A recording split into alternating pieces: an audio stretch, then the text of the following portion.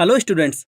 आज हम इस चैप्टर का अगला टॉपिक स्टार्ट करेंगे जिसमें हम 3D स्पेस के लिए distance and section formula find करना सीखेंगे। इस टॉपिक के लर्निंग ऑब्जेक्टिव्स कुछ इस प्रकार हैं, जिसमें हम सबसे पहले ये सीखेंगे कि 3D स्पेस में किन्हीं भी दो पॉइंट्स के बीच की डिस्टेंस हम कैसे फाइंड करते हैं। इसके बाद हम 3D स्पेस में सेक्शन फॉर्मूला के बारे में पढ़ेंगे। तो चलिए अब हम अपना पहला कंसेप्ट स्टार्ट करते हैं, जिसमें हम 3D स्पेस में दो पॉइंट्स के बीच की डिस्टेंस फाइंड करना सीखेंगे। टू डायमेंशनल स्पेस की बात करें तो इसमें XY प्लेन होता है। माना पॉइंट P इस प्रकार है, जिसके कोऑर्डिनेट्स हैं x1, y1, जो कि XY प्लेन में यहां है। एंड एक और पॉइंट है Q, जिसके कोऑर्डिनेट्स हैं x2, y2, जो कि XY प्लेन में कुछ इस तरह से है। अब यदि हमें इन दोनों पॉइंट्स को मिलाने वाले लाइन सेगमेंट की लेंथ या फिर इन दोनों पॉइंट्स के बीच की डिस्टेंस फाइंड करनी है, तो हम इस फॉर्मूले को यूज करके इन दोनों के बीच की डिस्टेंस आसानी से फाइंड कर सकते हैं। अब माना एक और पॉइंट है R, जिसके कोऑर्डिनेट्स हैं x1, y2। XY प्लेन में यह यहां कहीं होगा।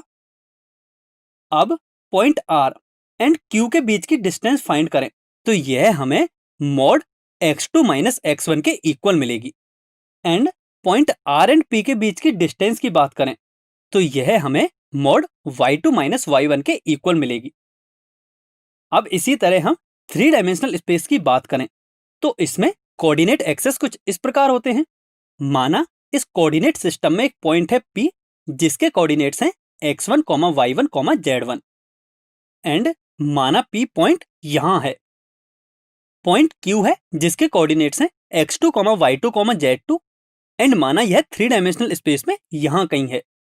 अब हमें इन दोनों पॉइंट्स P एंड Q के बीच की डिस्टेंस फाइंड करनी है। तो इसके लिए हम एक क्यूबॉइड इस प्रकार कंस्ट्रक्ट करते हैं कि point P and Q cuboid के अपोजिट वर्टिसेज हों, जिससे कि दोनों पॉइंट्स के लिए x, y and z coordinates different हैं। एंड दोनों पॉइंट्स के लिए क्यूबॉइड की कोई भी फेस कॉमन नहीं है। अगर ये दोनों पॉइंट्स के लिए कोई भी फेस कॉमन है, तब यह 3 डायमेंशनल ना होकर 2 डायमेंशनल का क्वेश्चन हो जाएगा, जिसके लिए डिस्टेंस फॉर्मूला हम ऑलरेडी सीख चुके हैं। अब हमें इन दोनों पॉइंट्स के बीच की डिस्टेंस फाइंड करनी है, अर्थात हमें इन दोनों पॉइंट्स के कोऑर्डिनेट्स के बीच एक रिलेशन फाइंड करना है, जिसके लिए हम क्यूबॉइड के रिमेनिंग वर्टिसेज के coordinate point P and Q के कोऑर्डिनेट्स की हेल्प से फाइंड करने की कोशिश करते हैं। माना हम पॉइंट P से पॉजिटिव x एक्सिस के अलोंग इस साइड पर चलते हैं, तब जो वर्टेक्स हमें मिलता है वह A है। इसी प्रकार माना हम पॉइंट Q से नेगेटिव z एक्सिस के अलोंग इस साइड पर चलते हैं, एंड जो वर्टेक्स प्राप्त होता है माना वह B है। इसी प्रकार remaining vertices C, D, E and F भी फाइंड किए जा सकते हैं। अब हम वर्टिसेज A एंड B के कोऑर्डिनेट्स फाइंड करने की कोशिश करते हैं। यदि हम क्यूबॉइड की फ्रंट फेस को देखें तो यह YZ प्लेन के पैरेलल है। हम जानते हैं YZ प्लेन में सभी पॉइंट्स के लिए x कोऑर्डिनेट्स 0 होते हैं, जिसका मतलब यह है कि यदि हम YZ प्लेन के पैरेलल कोई भी प्लेन लें तो उसमें सभी पॉइंट्स के लिए x कोऑर्डिनेट सेम ही रहेगा। अब क्यूबॉइड की फ्रंट फेस में देखें तो इसमें point A, B and Q present है, एंड पॉइंट Q का x कोऑर्डिनेट है x2। यहां से हम कह सकते हैं कि point A and point B के x कोऑर्डिनेट भी x2 ही होंगे। अब नेक्स्ट हम पॉइंट्स A एंड B के y कोऑर्डिनेट्स फाइंड करते हैं। इसके लिए क्यूबॉइड की इस साइड के फेस को देखें तो ये XZ प्लेन के पैरेलल है। हम जानते हैं कि XZ प्लेन में सभी पॉइंट्स के लिए y कोऑर्डिनेट 0 यानी कि सेम ही रहता है, जिसका मतलब ये है कि यदि हम XZ प्लेन के पैरेलल कोई भी प्लेन लें तो उसमें सभी पॉइंट्स के लिए y कोऑर्डिनेट सेम ही रहेगा। सबसे पहले इस साइड फेस की बात करें तो इसमें point P and A present हैं, एंड पॉइंट P का y कोऑर्डिनेट है y1, इसलिए A का भी y कोऑर्डिनेट हो जाएगा y1। अब यदि हम इस साइड फेस में देखें तो इसमें point Q and point B present हैं, एंड पॉइंट Q का y कोऑर्डिनेट है y2, इसलिए पॉइंट बी का y कोऑर्डिनेट भी y2 हो जाएगा। अब हमें पॉइंट ए एंड बी के लिए z कोऑर्डिनेट फाइंड करने हैं। इसके लिए क्यूबॉइड के बॉटम फेस को देखें तो यह xy प्लेन के पैरेलल है। हम जानते हैं कि xy प्लेन में सभी पॉइंट्स के लिए z कोऑर्डिनेट 0 यानी कि सेम ही रहता है, जिसका मतलब यह है कि यदि हम xy प्लेन के पैरेलल कोई भी प्लेन लें तो उसमें सभी पॉइंट्स के लिए z कोऑर्डिनेट सेम ही रहेगा। अब क्यूबॉइड की बॉटम फेस में देखें तो इसमें point A, B and P present है एंड पॉइंट पी का z कोऑर्डिनेट है z1। दैट मीन्स हम कह सकते हैं कि point A and point B का भी z कोऑर्डिनेट z1 के इक्वल होगा। अब हमें point A and point B के कोऑर्डिनेट्स मिल चुके हैं। अब हम डिस्टेंस PQ फाइंड करने के लिए कुछ राइट एंगल ट्रायंगल कंस्ट्रक्ट करते हैं, जिनके लिए पॉइंट बी से P को मिलाते हैं। अब हमें यहाँ दो राइट एंगल ट्रायंगल मिलते हैं, जिनमें फर्स्ट है ट्रायंगल PAB, जिसमें वर्टेक्स A पर राइट एंगल है।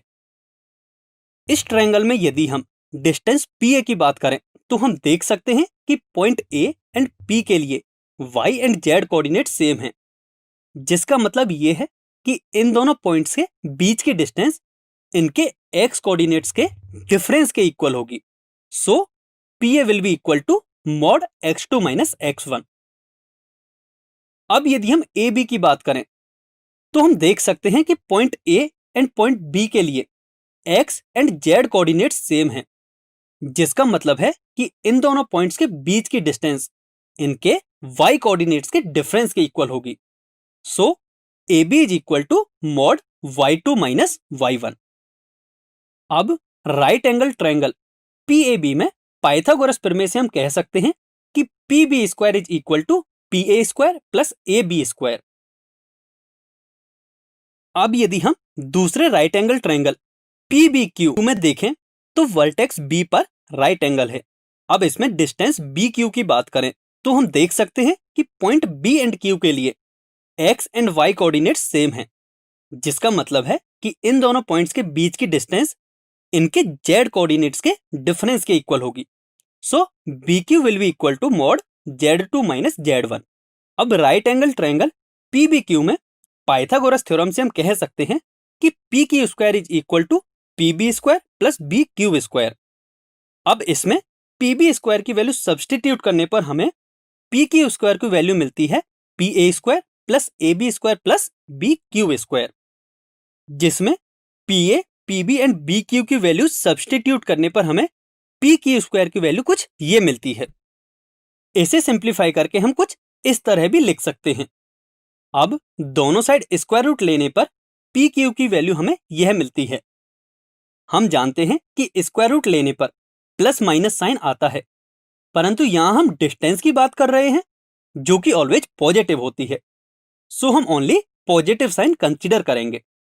सो यदि हमें दो पॉइंट्स के कोऑर्डिनेट्स पता हो तब हम इस फॉर्मूले की हेल्प से उन दोनों पॉइंट्स के बीच की डिस्टेंस फाइंड कर सकते हैं। अब यदि हमें ओरिजिन एंड पॉइंट P के कोऑर्डिनेट्स गिवन हैं, जब हम इन्हें 3 डायमेंशनल कोऑर्डिनेट सिस्टम में लोकेट करेंगे तो ओरिजिन यहां होगा एंड माना पॉइंट P यहां है। अब यदि हमें पॉइंट P की ओरिजिन से डिस्टेंस फाइंड करनी है तो हम दो पॉइंट्स के बीच डिस्टेंस फाइंड करने का फॉर्मूला अभी ये पढ़ चुके हैं।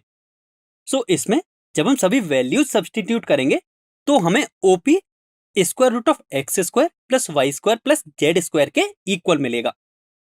अब यदि हम पॉइंट P के कोऑर्डिनेट्स को किसी क्यूबॉइड की डायमेंशंस अज्यूम करके इसे ड्रॉ करें तो यह कुछ इस प्रकार का होगा,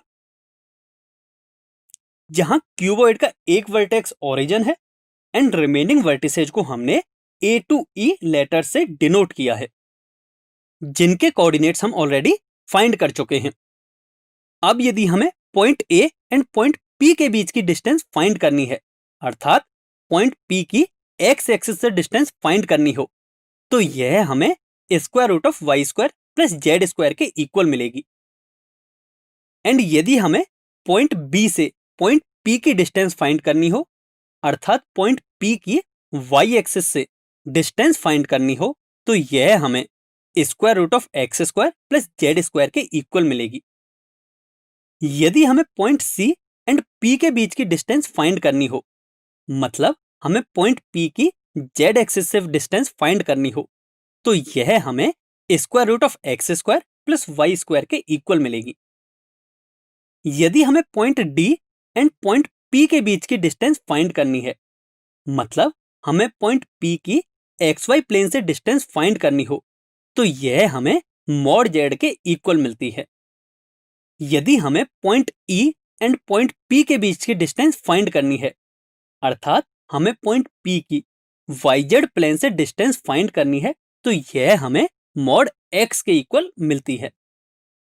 इसी प्रकार यदि हमें पॉइंट एफ एंड पी के बीच की डिस्टेंस फाइंड करनी है, अर्थात हमें पॉइंट पी की एक्स जेड प्लेन से डिस्टेंस फाइंड करनी हो, तो यह हमें मॉड वाई के इक्वल मिलती है। आई होप आप सभी को 3 डायमेंशनल स्पेस में 2 पॉइंट्स के बीच की डिस्टेंस फाइंड करने का कंसेप्ट अच्छी तरह से समझ में आ गया होगा।